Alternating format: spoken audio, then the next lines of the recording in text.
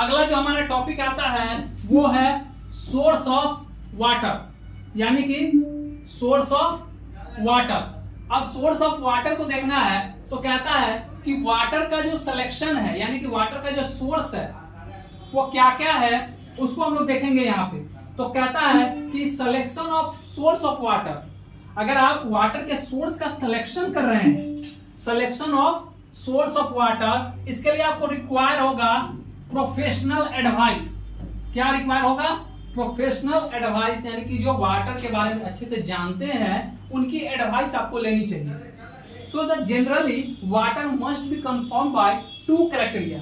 अगर आप किसी वाटर को कंफर्म कर रहे हैं कि अच्छी है या नहीं, उसके लिए हमको 2 चीजों को करना पड़ेगा। पहला कहता है क्वालिटी मस्ट बी सफिशिएंट। अगर आप वाटर सोर्स को ले रहे हैं, कंफर्म कर रहे हैं, तो कहता है कि क्वालिटी और क्वांटिटी दोनों पर आपको ध्यान देना होगा कि क्वांटिटी जो है उसका सफिशिएंट होना चाहिए। क्वांटिटी क्या होना चाहिए? सफिशिएंट होना चाहिए। और दूसरा कहता है कि quality of water must be acceptable, और इस तरह की उसका पानी का क्वालिटी होना चाहिए, इस तरह का पानी होना चाहिए जो सब लोग आसानी से एक्सेप्ट कर ले उस पानी को।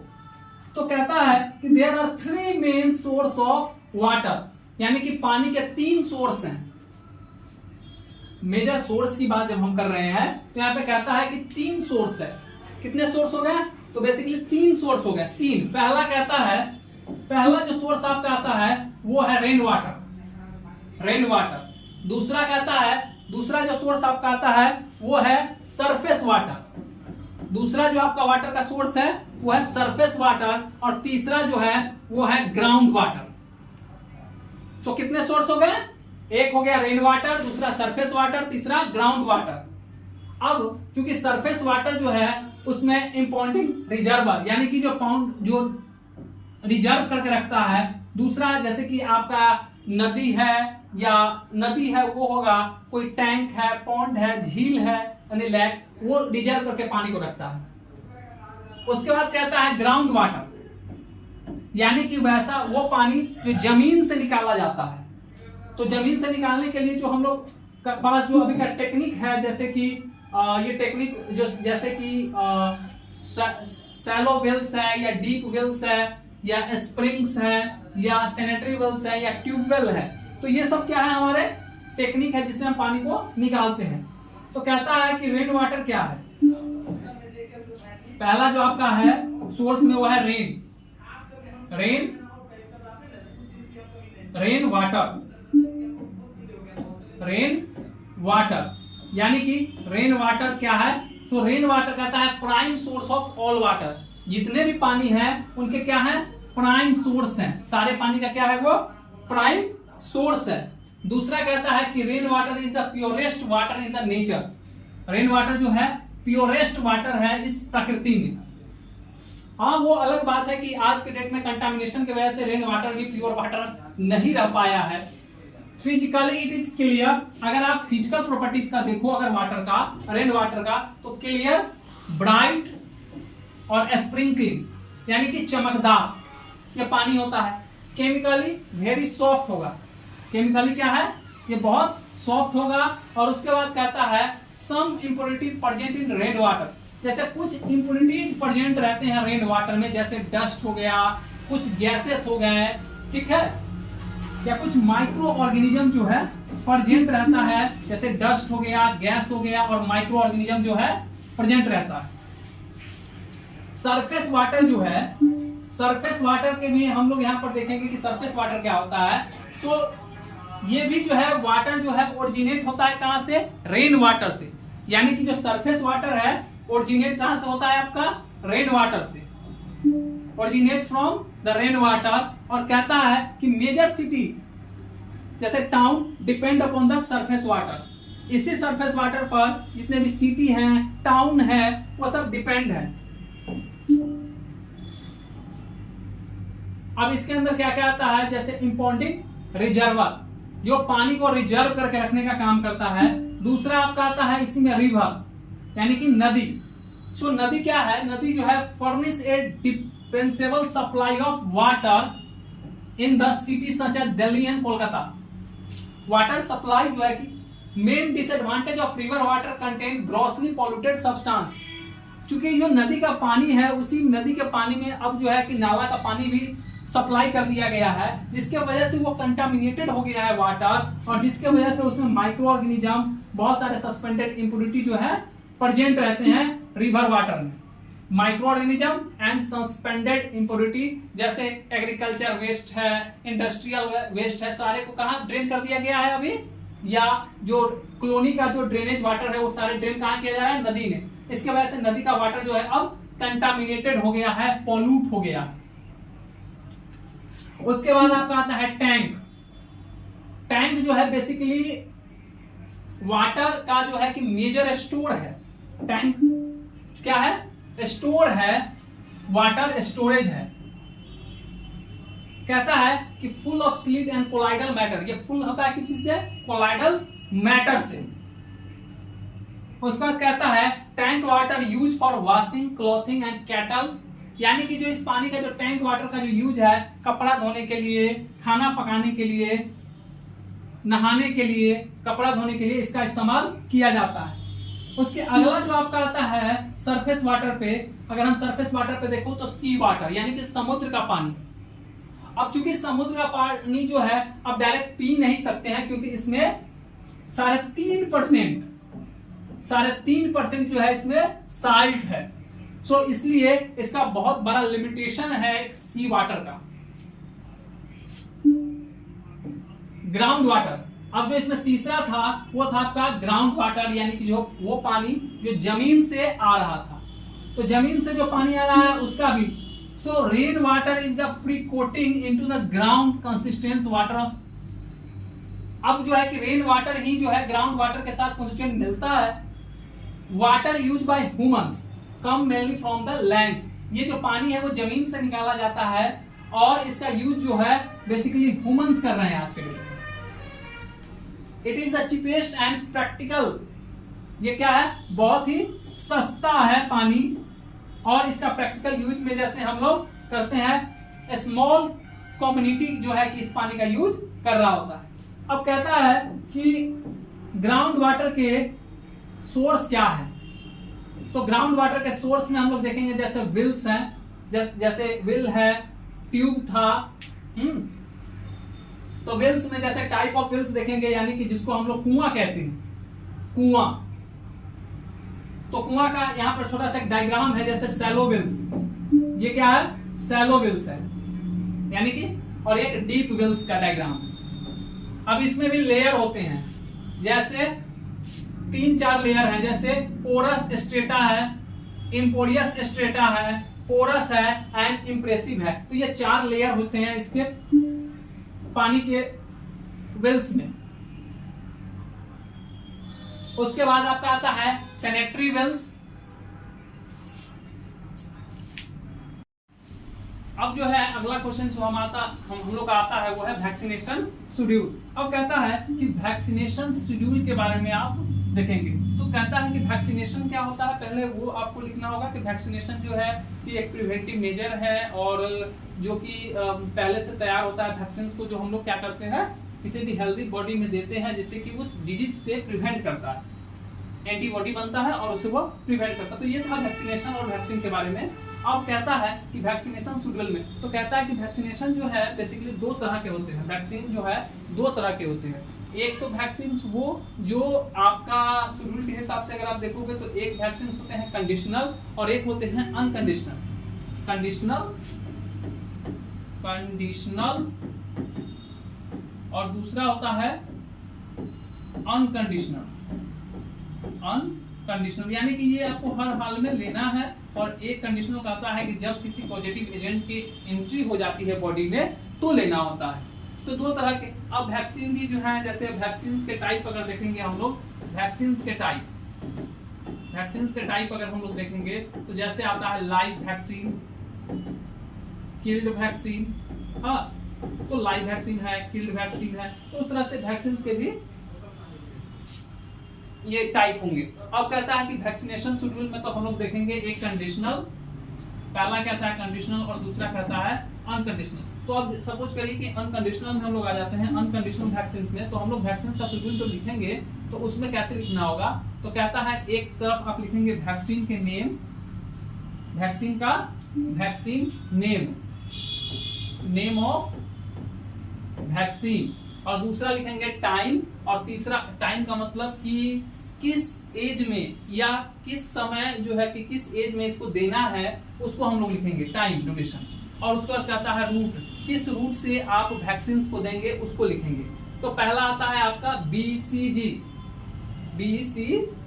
यानी कि BCG का वैक्सीन हम कब देते हैं, जन्म के जस्ट बाद, at birth after two 1 year, यानी कि 1 साल के उम्र तक हम लोग BCG का टीका देते हैं। और इसको हम लोग जो रूट है वो है ID, यानी कि इंट्राडर्मल, जिसमें 0.5 लेवल हम लोग देते हैं। दूसरा जो आपका आता है वो है हेपेटाइटिस। दूसरा क्या आता है आपका, हेपेटाइटिस बी का वैक्सीन। तो कहता है कि हेपेटाइटिस बी का जो वैक्सीन है वो जन्म के जस्ट बाद से लेके एट बर्थ टू 2 ईयर, 2 साल तक हम लोग देते हैं। और इसको हम लोग इंट्रामस्कुलर देते हैं, इंट्रामस्कुलर देते हैं। उसके बाद कहता है तीसरा जो है कि बेसिकली इन्फेंट में हम लोग चल रहे हैं, तीसरा आता है ओरल पोलियो।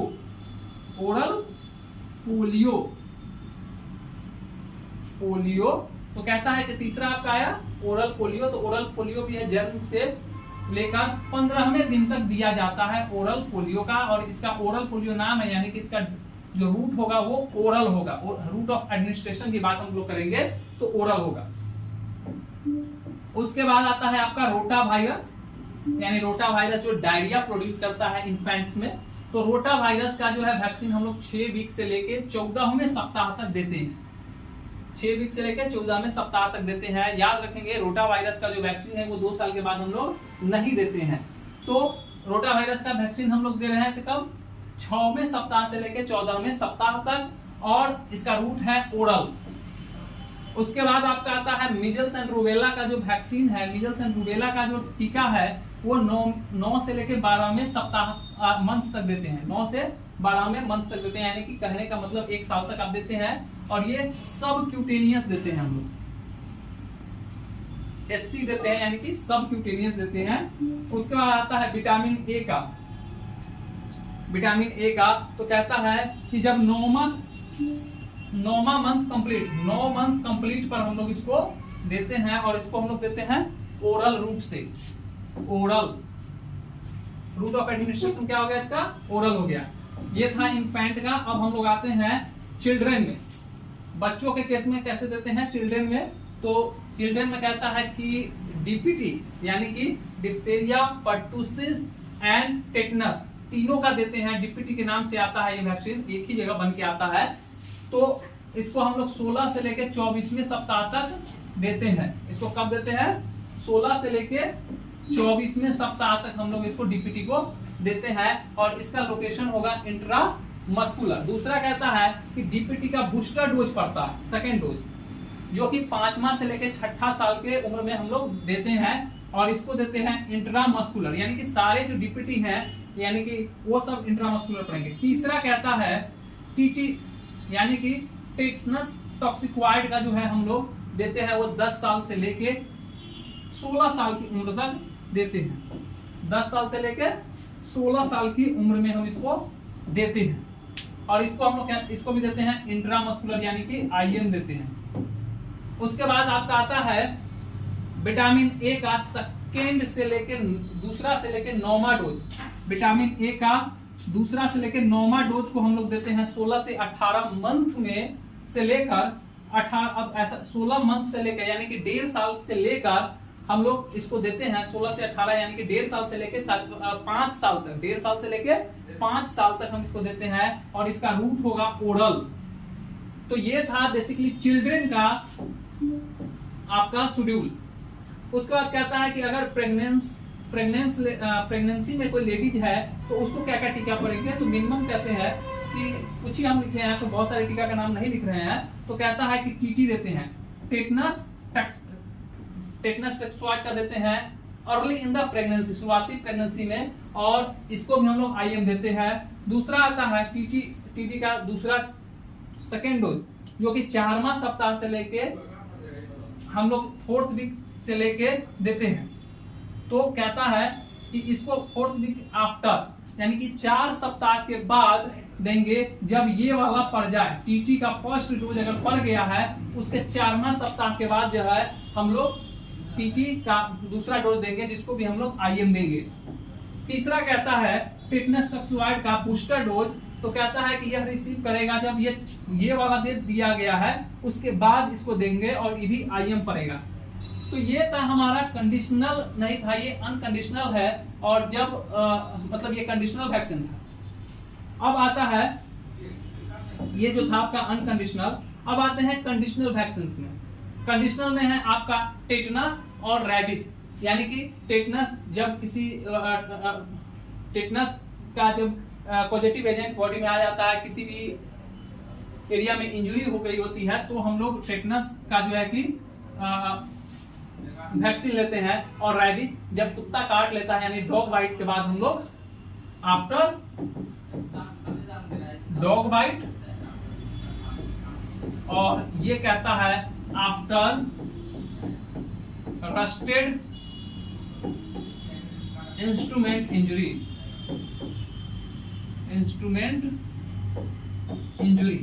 तो कोई रस्टेड इंस्ट्रूमेंट से इंजरी हुआ है, उस केस में हम लोग टेटनस का वैक्सीन लेते हैं।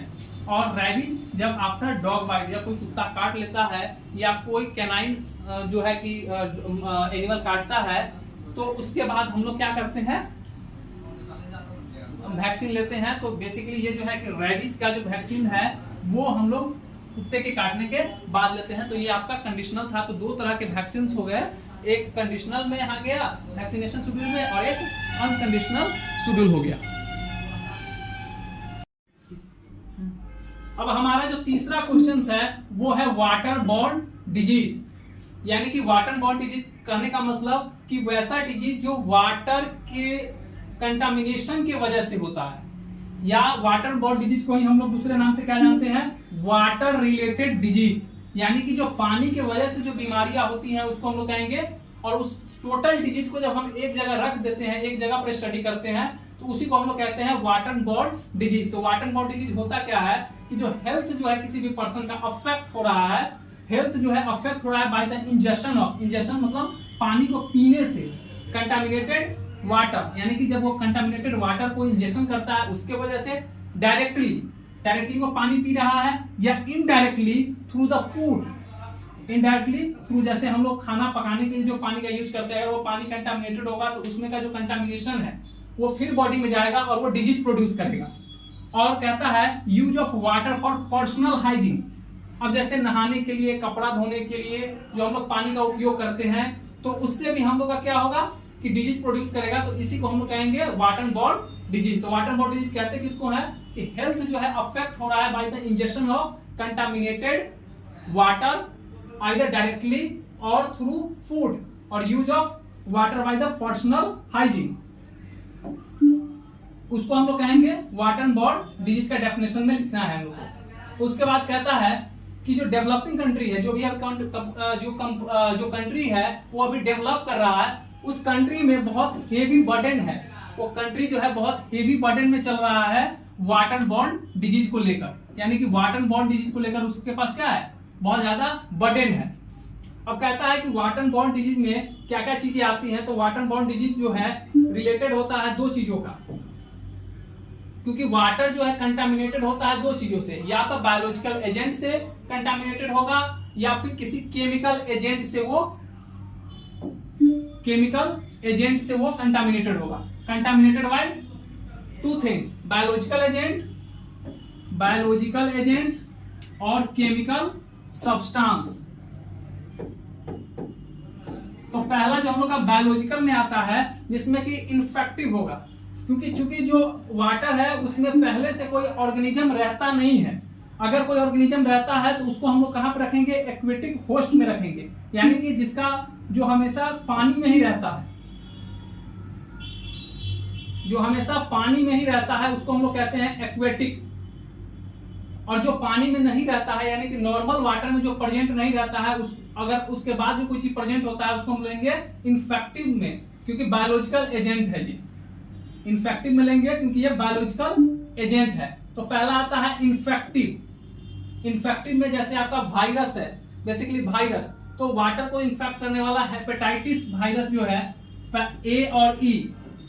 दूसरा है जो पोलियोमाइलाइटिस करता है, और तीसरा रोटा वायरस जो डायरिया करता है इन्फेंट्स में, 2 साल के बच्चों तक ये जो है कि डायरिया प्रोड्यूस कराता है। उसके बाद आता है आपका बैक्टीरिया, जो वाटर में मिल जाता है आपको नॉर्मली बैक्टीरिया, उसमें आता है जो बैक्टीरिया प्रोड्यूस करता है साल्मोनेला, जैसे टाइफाइड, पाराटाइफाइड, टाइफाइड एंड पाराटाइफाइड। उसके बाद कहता है bacillary dysentery, basically dysentery produce कराता है।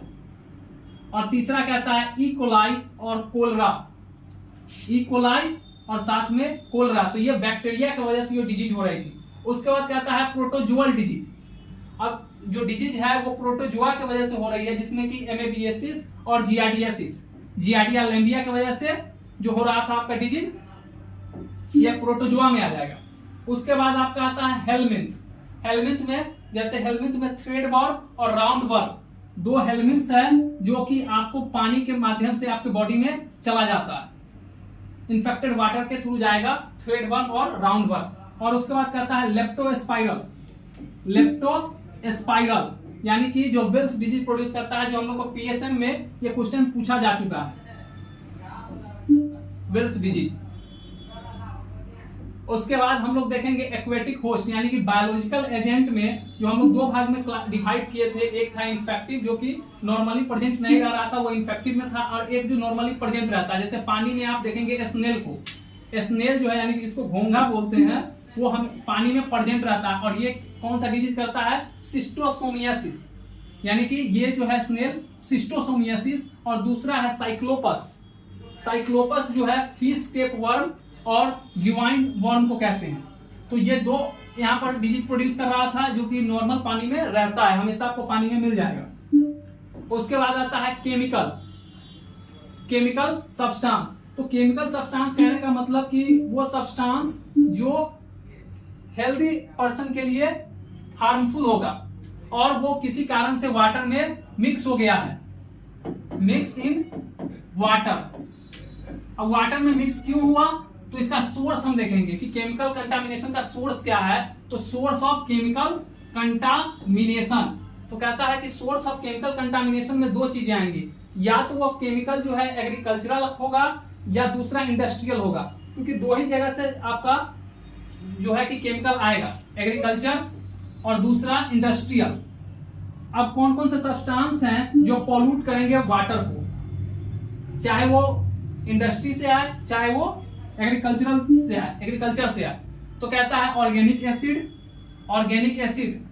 दूसरा कहता है डाई पिगमेंट, डाई है या पिगमेंट है। उसका कहता है bleaching agent, nitrogenous substance, ammonia toxic agent. और उसका कहता है बायोसाइडल ऑर्गेनिक कंपाउंड। तो ये सारी जो है हम लोग का क्या कर रहा था, वाटर को कंटामिनेट कर रहा था, वाटर बोर्न डिजीज को पैदा कर रहा था।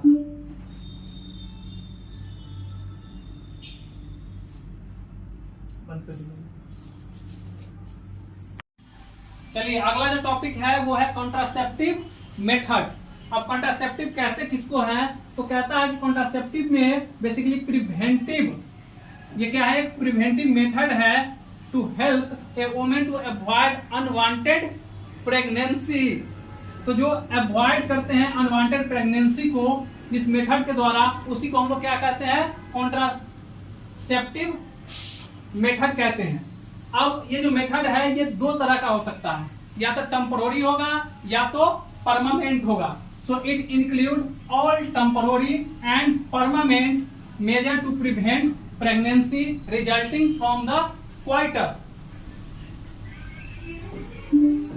अब टाइप ऑफ कॉन्ट्रासेप्टिव, क्योंकि टाइप ऑफ कॉन्ट्रासेप्टिव देखना है यहाँ पे, तो कहता है टाइप ऑफ कॉन्ट्रासेप्टिव में 2 तरह के कॉन्ट्रासेप्टिव होंगे, या एक तो होगा स्पेस मेथड, यानी कि स्पेसिंग मेथड, और दूसरा कहता है टर्मिनल मेथड। स्पेसिंग मेथड पहला और दूसरा टर्मिनल मेथड, यानी कि एक जिसमें कि हम लोग सिर्फ स्पेस बढ़ा सकते हैं, एक प्रेगनेंसी के बीच में दूसरे प्रेगनेंसी का जो है कि हम लोग स्पेस बढ़ाते हैं उसको कहेंगे स्पेसिंग मेथड, और दूसरा जिसमें हम लोग परमानेंट या हमेशा के लिए जो है स्टॉप कर देते हैं इस प्रोसेस को, उसको कहते हैं टर्मिनल मेथड। तो पहला जो आपका आता है स्पेसिंग मेथड में है वो है बैरियर मेथड। बैरियर यानी कि किसी बैरियर के माध्यम से जो है हम लोग यहाँ पर करेंगे, इसलिए इसको कहेंगे कॉन्ट्रासेप्टिव मेथड का। पहला जो है कि बैरियर, जिसमें कि आपका फिजिकल, केमिकल और कंबाइन, 3 मेथड यहाँ पर हम लोग बैरियर में लेते हैं। उसके बाद कहता है IUCD, intrauterine device, intrauterine device.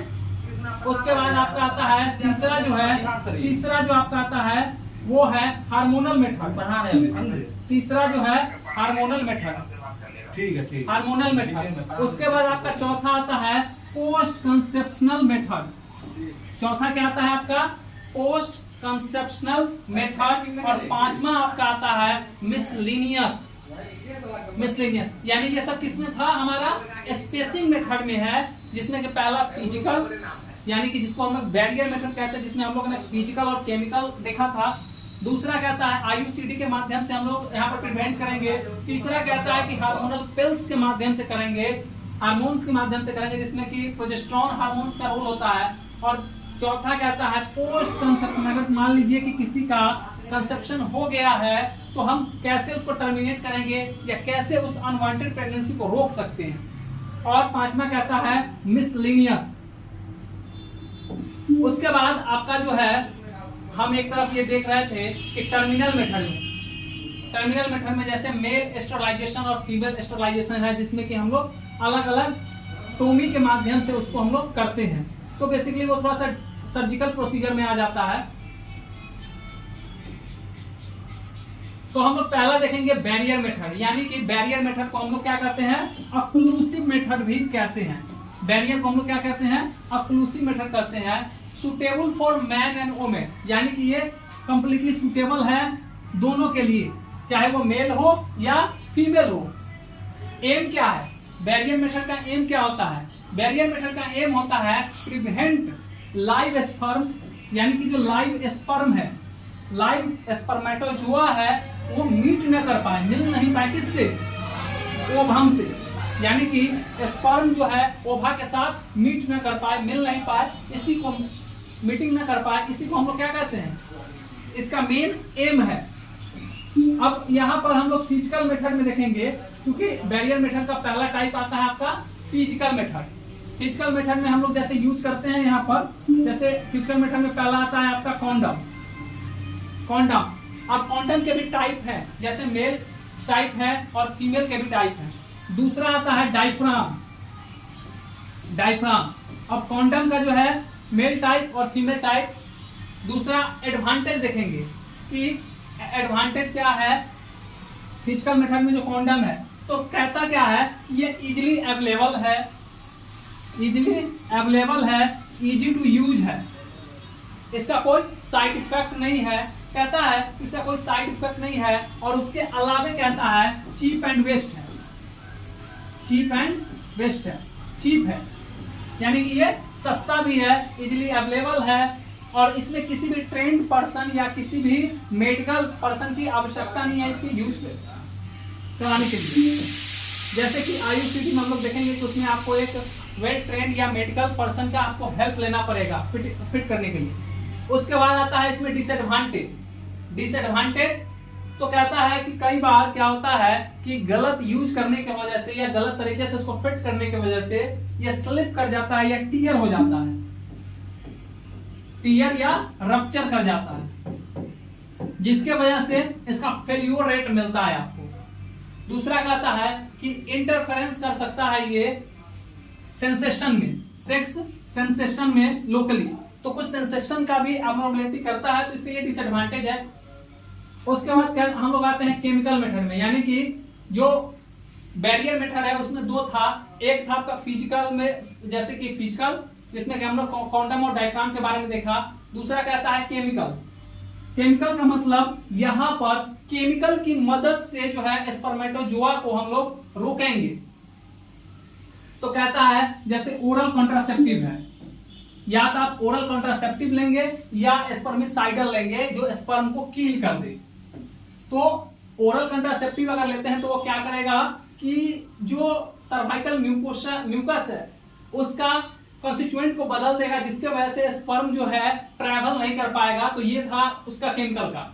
और स्पर्मिसाइडल जो है बेसिकली स्पर्मेटोजोआ को किल करता है inhibit by the oxygen block करके, यानी कि ऑक्सीजन इनहिबिट करके उसको किल कर देता है। उसको हम लोग स्पर्मिसाइडल एजेंट में लेते हैं। जैसे इसमें आता है आपका फोम। फोम आता है क्रीम, जेली, पेस्ट। तो सॉल्युबल फोम है या सुपरपोजिशन है। तो ये चीजें आपकी आती है केमिकल में, यानी कि केमिकल एजेंट में। एम क्या है इसका भी? एम क्या है? Kill the sperm. सबका एम क्या है यहां पर भी, चाहे फिजिकल मेथड में हम लोग देख रहे थे या केमिकल मेथड में देख रहे थे, किल करेगा स्पर्म को। उसके बाद कहता है जो सेकेंड मेथड था, यानी कि स्पेसिंग मेथड में जो सेकेंड टाइप था वो था आईयूसीडी। आईयूसीडी का क्या मतलब होता है? इंट्रायूट्राइन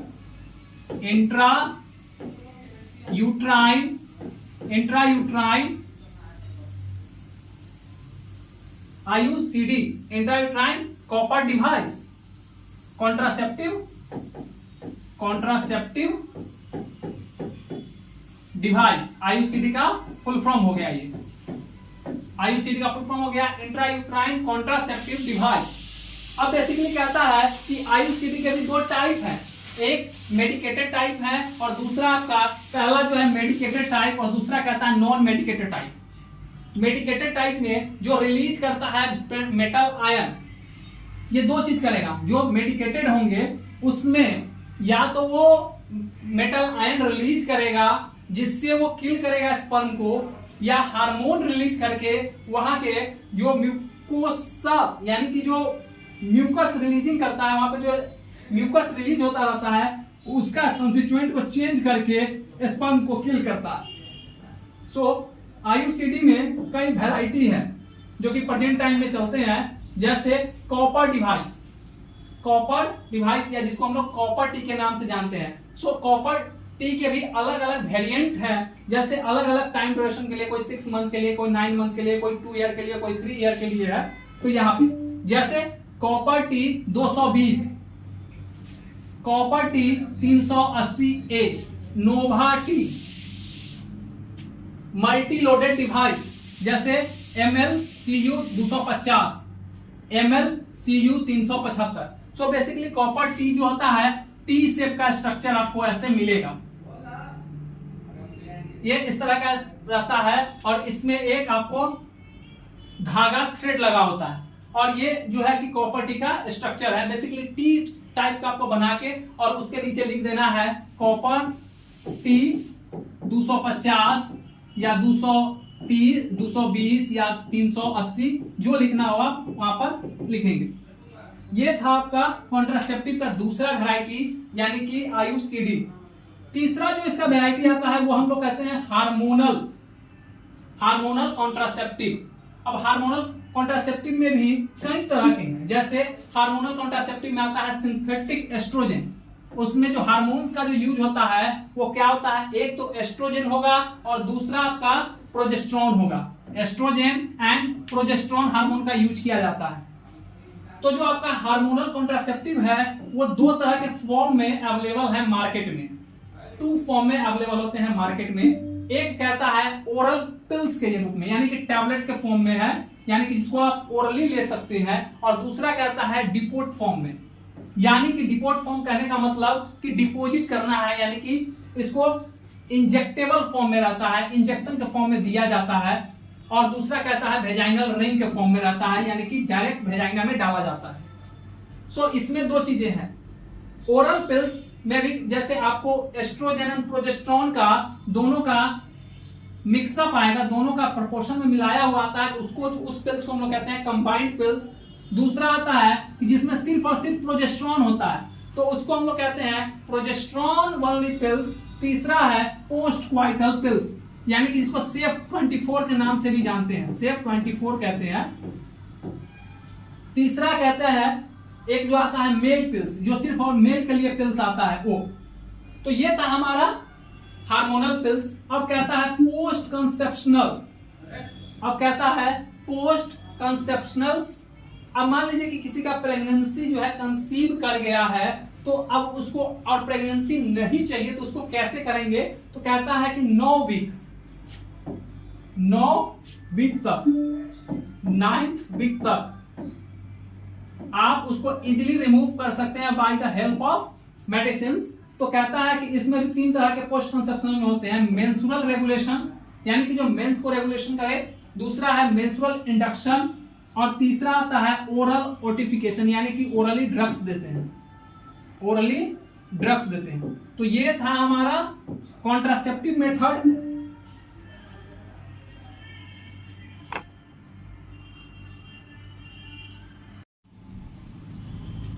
अभी तक जो है कि हम लोग यहां देखे हैं, अभी जो है हम लोग देखे थे पोस्ट कंसेप्शनल, और अब हम पोस्ट कंसेप्शनल के बाद जो है यहां पर देखने वाले हैं कि जो IUCD है यानी इंट्रायूट्राइन डिवाइस जो था, IUCD यानी कि इंट्रायूट्राइन कॉन्ट्रासेप्टिव डिवाइस, इसका हम थोड़ा सा डायग्राम यहाँ पर देख लेंगे। इंट्रायूट्राइन डिवाइस जैसे कि कॉपर टी है, तो अलग अलग कॉपर टी के अलग अलग डायग्राम्स होंगे। तो कहता है कि कॉपर टी में पहला जो आपका आता है वो कॉपर टी का जो डायग्राम है वो सिंपल डायग्राम है, एक टी बनाना है और उसके नीचे जो है 1-2 थ्रेड लगा देना है, ये कॉपर टी 200 कहलाता है। एक जो है कि नोवा टी आता है आपका, नोवा टी बेसिकली थोड़ा सा जो उसका टी वाला जो एंगल होता है वो हल्का सा बेंडेड होता है, हल्का सा स्लाइटली डाउनवर्ड होता है, यानी कि हल्का सा बेंडेड फॉर्म में होता है। ये जो है हल्का सा बेंडेड फॉर्म में होता है, इसको हम लोग नोवा टी के नाम से जानते हैं, जिसमें सिंगल थ्रेड होता है। दूसरा आता है आपका कॉपर 7, जो कि बहुत पुराने टाइम में चलता था। तो कॉपर 7 जो है वो एक एंगल टाइप पे मुड़ा होता है, सिंगल होता है, इसमें पूरे टी के नहीं जैसे होते। तो ये है, और ये आपका जो है कि कॉपर 7 है। उसके बाद कहता है मल्टी लोडेड 375। तो मल्टी लोडेड में क्या है कि बहुत सारे पॉइंट्स होते हैं, ये पॉइंट सब जो है, ये पॉइंट सब जो है यहाँ पर जो है कि बेसिकली हार्मोन्स जो है कि लोडेड रहते हैं और ये रिलीज करता रहता है, इसलिए इसका नाम है मल्टी, यानी कि बहुत सारे पॉइंट्स होते हैं, इसलिए मल्टी लोडेड 375 हम इसको कहते हैं। उसके आगे जो आपका आता है, उसके आगे जो आता है आपका मिसलिनियस आता है, उसके आगे जो है आपका मिसलिनियस आता है। मिसलिनियस में जैसे मिसलिनियस इसलिए इसको कहा जाता है क्योंकि इसमें सेफ्टी की गारंटी नहीं होती, इसलिए हम इसको कहते हैं। तो मिसलिनियस वाले में जो है कि क्वाइटस इंटरप्ट होता है, यानी कि क्वाइटस इंटरप्ट का मतलब हो गया कि जो सीमेन है उसका इजैकुलेशन आउटसाइड द वेजाइना कराना होता है। सीमन इजैकुलेशन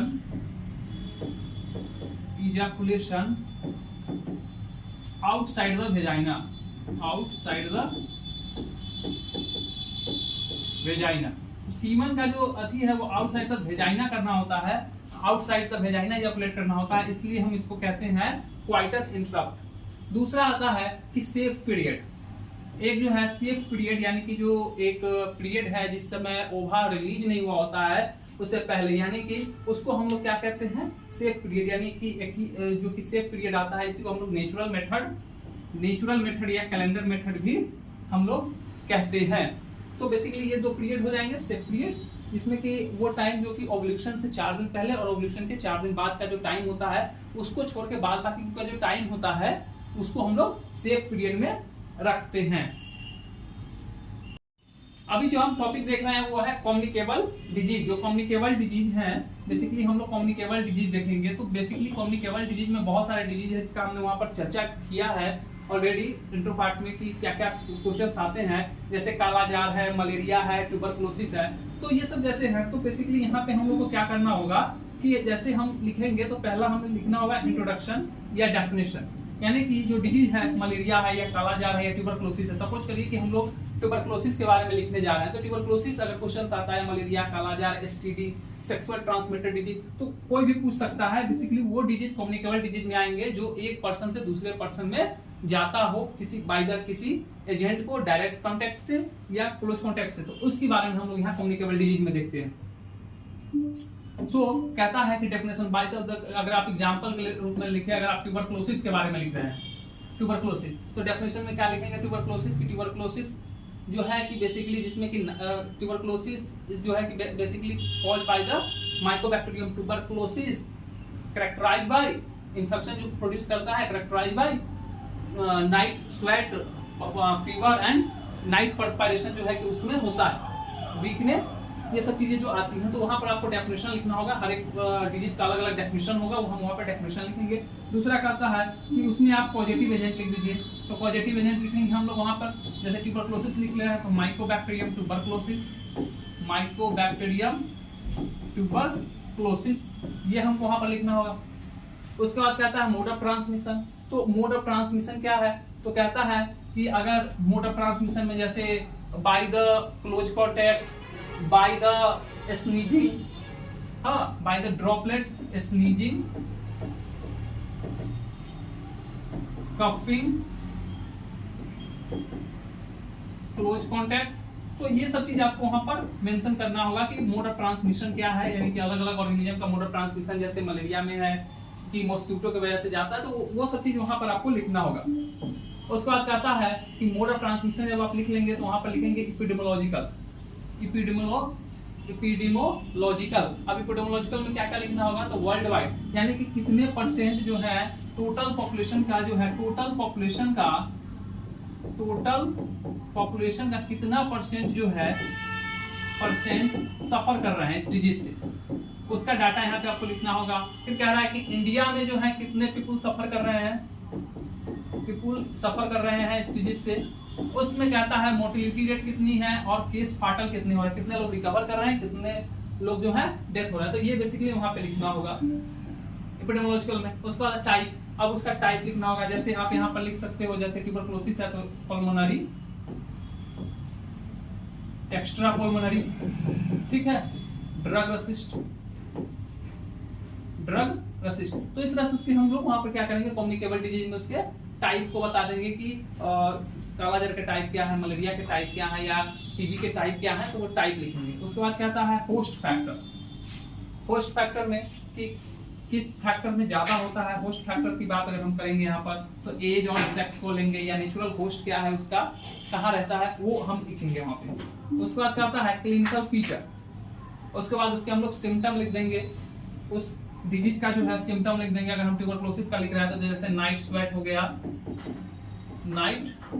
हो गया, फीवर हो गया, वीकनेस हो गया, तो इस तरह से हम ना उसका क्लिनिकल फीचर लिखेंगे, यानी कि साइन एंड क्लिनिकल फीचर में हम लोग क्या करते हैं, साइन प्लस सिम्टम को हम लोग लिखेंगे।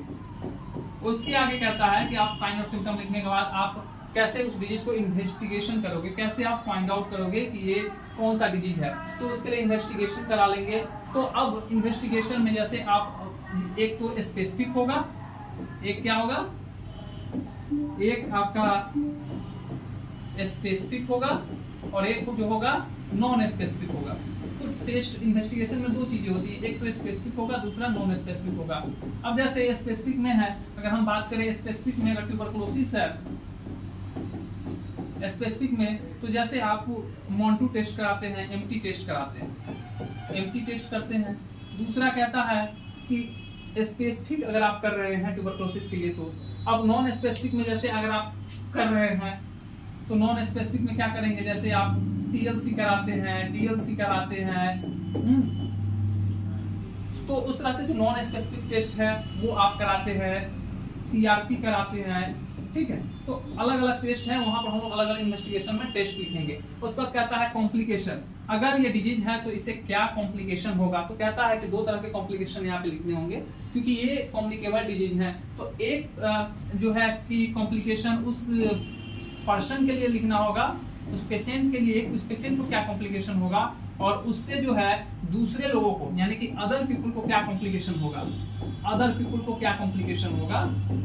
को। तो अदर पीपल में जैसे कि ये मोड ऑफ ट्रांसमिशन जैसे जान रहे हैं कि फैलता है तो दूसरे लोगों को भी ये डिजीज होने के चांसेस रहेंगे, तो वहां पर अदर पीपल में भी आपको वहां पर मेंशन करना होगा। उसके बाद कहता है कि प्रिवेंटिव एंड कंट्रोल मेजर क्या क्या है। अब इसमें कहता है कि प्रिवेंशन, तो कैसे आप इस डिजीज से प्रिवेंट कर सकते हैं। तो अलग अलग डिजीज का जो कम्युनिकेबल डिजीज में हम अलग अलग तरह से प्रिवेंशन करते हैं। उसके बाद कंट्रोल मेजर में प्रिवेंशन, बचाव कैसे करेंगे आप, इससे बचेंगे कैसे। और दूसरा कहता है कंट्रोल मेजर, अगर ये डिजीज है तो आप इसको कैसे ठीक करेंगे। तो कंट्रोल मेजर में जैसे कि उसके डाइट है, उसके ड्रग्स हैं, उसके हैबिटाट हैं, उस चीज को हम लोग वहां पर मेंशन करेंगे। उसके बाद कहता है कि उसके लिए कम्युनिकेबल डिजीज में जो है WHO एक स्पेसिफिक ड्रग्स को रिलीज करता है अपने तरफ से। तो ड्रग्स लिखेंगे अकॉर्डिंग टू WHO। यहाँ पर जैसे मान लीजिए रिफाम्पासिन आएगा, रिफाम्पासिन है। दूसरा जो है कि आइसोनोजाइड है, जैसे ट्यूबरक्लोसिस के केस में देखते हैं आइसोनोजाइड है, ठीक। स्ट्रेप्टोमाइसिन है, स्ट्रेप्टोमाइसिन है। तो बेसिकली ये सब जो ड्रग्स हैं वो चलते हैं, तो उसमें ट्यूबरक्लोसिस के केस में, तो उस तरह से आपको अलग अलग केसेस में, मलेरिया में जैसे क्यूबानिन चलते हैं, ठीक है। तो अलग अलग केसेस में हम लोग वहां पर ड्रग्स लिखेंगे। उसके बाद कहता है होम्योपैथिक पॉइंट ऑफ व्यू से भी, आप व्यू पॉइंट से भी आपको कुछ लिखने होंगे कि होम्योपैथी जो है इसके लेकर क्या कम्युनिकेबल डिजीज में किस तरह से रिस्पॉन्स करती है, उसको आपको लिखना होगा। और साथ में कहता है कि होम्योपैथी के मेडिसिन आपको लिखने होंगे, होम्योपैथी के 5 मेडिसिन को आपको लिखने होंगे प्रिवेंटिव मेजर्स के रूप में और साथ में डिजीज ट्रीटमेंट के बेस पर। तो ये था आपका कम्युनिकेबल डिजीज के जो पॉइंट है, हम इस तरह से उसको पॉइंट को लिखेंगे।